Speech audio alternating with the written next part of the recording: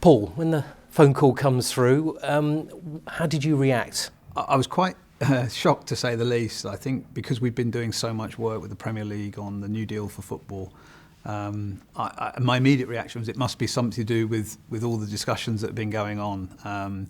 But I was, very, very pleasantly shocked to open the letter and to read the contents. And what does it mean to you on a personal level to have such an accolade? It's humbling because, it's for services to football. It's a team sport, and I've always been part of a team, whether it's been earlier on in my life when I was lucky enough to be playing football and later on working as part of a professional football environment. You are part of a team, a big team. So to receive some kind of personal recognition is even more humbling because, frankly, I wouldn't have achieved what I've been able to achieve without the team that's been around me the whole time.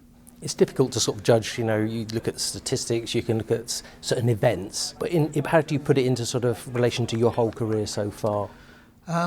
It's obviously special because, not many people are lucky enough to receive this kind of recognition, but as I said before, it's a culmination of a lot of work over a lot of years, but with so many other people involved. And, if I look back on everything that I've been lucky enough to be involved in football, it's always been as part of a bigger team. And therefore, in that respect, it's humbling, surprising, and obviously I'm delighted. And I'm particularly delighted for my family because they've also had to kind of live this life vicariously, and at times I think they'd probably rather not have lived this life because football does have its highs and lows. The lows are tough and the hours are long, but actually, for me it's a labour of love, and therefore it's never been something I've had to sort of to endure, but they have. Personal and professional support so important. Who do you look to say thank you when you receive something like this?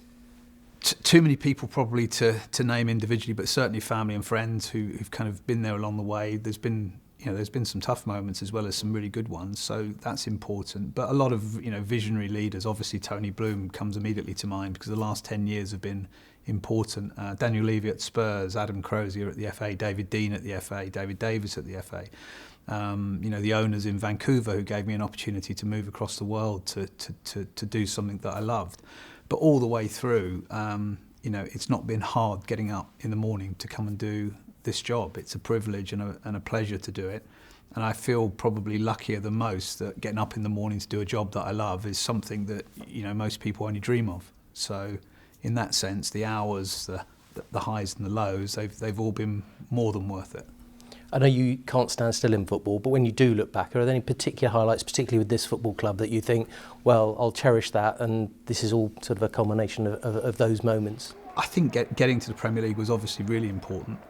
Staying in the Premier League probably as important in a different way. You don't get the same euphoria, but it's been really important to make the progress that we have. And earlier, I guess, with Spurs, 2 cup finals, winning one of them, losing one of them, I think you have to lose in football to appreciate winning in football. And then a World Cup quarter-final with England against Brazil, was very special at the time. It was a quarter-final, it wasn't a final, it was a loss, it wasn't a win, but it was still incredible to be working with the national team at that level, at that time, with the kind of players that we had at that time. So lots of special moments, but added together, it's been a fascinating and great journey. What about your achievements within the women's game? We've got a new facility here at Lancing. How proud are you of that and what the women's team has achieved here? Very proud. I mean, again, we took a conscious decision as a board, this football club backed by Tony Bloom, to invest in women's football. We have a philosophy that if we're going to do something, we do it properly.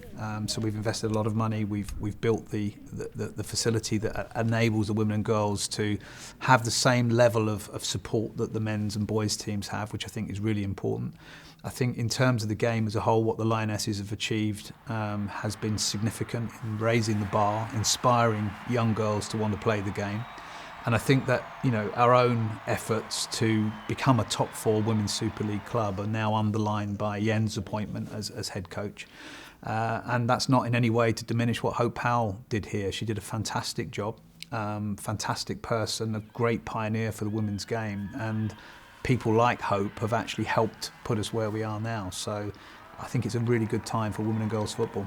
What about your role in women in football? You obviously sit on the board, as I understand Yes, it. it's a personal and professional thing. I think, first of all, when you're running a football club that has such a big commitment to women and girls football, it's important to stand up for the game and to stand up for women and girls in the game.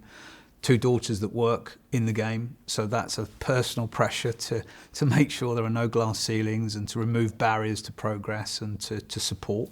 And I think probably the one thing the women's game has needed more than anything over the years is male allies to make sure that actually it's not just women and girls campaigning for women and girls football, but men and boys do the same. And I'm proud of that, and I'm happy to be that person. What about the future? What projects do you have on a personal, professional level? I think from a professional point of view, trying to win a trophy with Brighton would be incredible. I think that would be a realisation of the dream, not only of Tony and the board and the staff and obviously the coaches and the players, but all of the fans and the community as a whole. It's something we've not achieved as a club. We'd love to do that.